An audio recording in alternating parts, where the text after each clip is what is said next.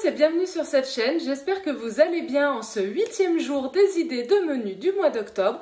Alors aujourd'hui on va partir en voyage au Cambodge et je ne vous cache pas que ça a été très compliqué de trouver des idées de menu végétales.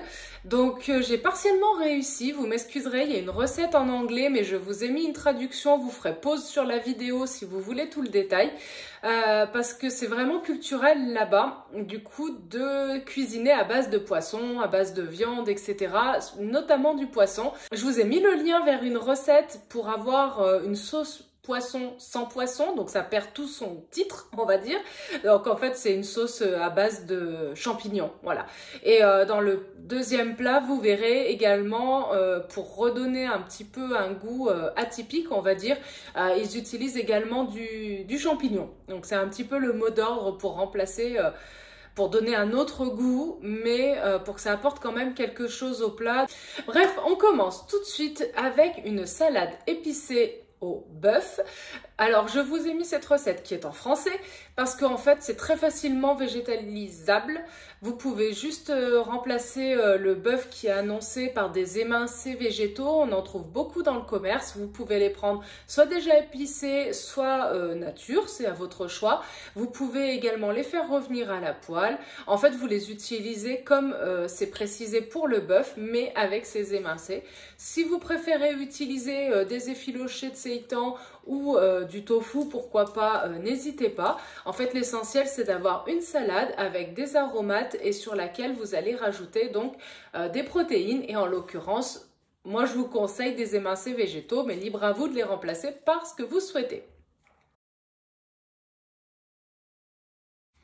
En plat principal, je ne vais pas savoir le prononcer, vous m'excuserez, c'est un samlorkor. C'est ça, avec du riz. Alors, c'est pas un curry de légumes, c'est différent en fait, mais c'est quand même à base de légumes avec une sauce liée.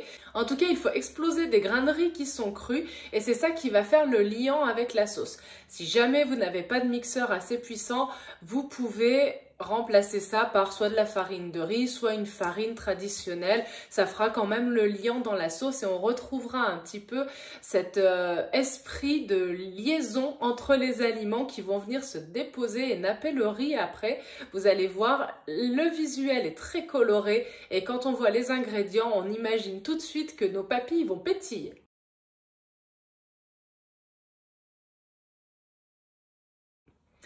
Et enfin, en dessert, je vous ai mis des petites boules de sésame qui sont du coup frites. Et ça s'appelle a priori des Numbkrosh. Je ne suis pas sûre du tout de la prononciation. En tout cas, vous allez pouvoir façonner ces petites boules à base de riz gluant que vous allez faire frire avec des graines de sésame. Et ça vous fera un dessert. Alors c'est vrai que si vous n'avez pas l'habitude, vous allez voir le riz gluant en première approche, c'est assez... pâteux, pour pas dire visqueux, plutôt pâteux. Et pas tout le monde n'aime, mais je trouve que c'est une belle découverte et justement ça permet de changer un petit peu de toutes les textures qu'on a l'habitude, de la même manière que les Anglais vont manger de la gelée, et bah du coup là-bas ils aiment beaucoup tout ce qui est à base de riz gluant. Donc je me dis que c'était intéressant de pouvoir vous faire découvrir au-delà des saveurs aussi des nouvelles textures. Voilà pour aujourd'hui. Je vous souhaite une très belle soirée, comme d'habitude, prenez soin de vous, tous les liens sont en description et oui, je le répète à chaque fois quand même, mais les photos que je vous ai mises à l'écran sont issues de ces recettes que vous trouverez juste en dessous. Voilà, à demain, bye bye. Et je fais une petite parenthèse pour ceux qui apprécient un petit peu tout ce qui est autour du Japon pour vous parler de la Japan Pop Show que je suis donc allée voir à Albertville.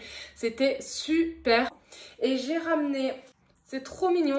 Et en fait, c'est réalisé par... Donc, cette créatrice, c'est elle. Hop. Et j'en fais la pub parce que vraiment, elle est super bien. Elle est hyper agréable, elle dessine, mais super bien. C'est magnifique ce qu'elle fait, enfin, pour peu qu'on aime l'illustration. Moi, je lui ai commandé ça. Donc je suis super contente, franchement ravie. Allez voir, franchement je vous recommande.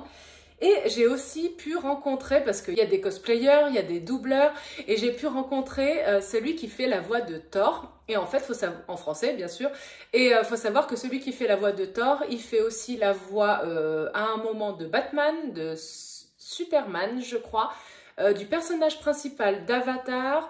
Il fait Geralt aussi, me demandez pas le nom de la série, je m'en rappelle pas, je crois que c'est The Witcher, mais je ne suis pas sûre.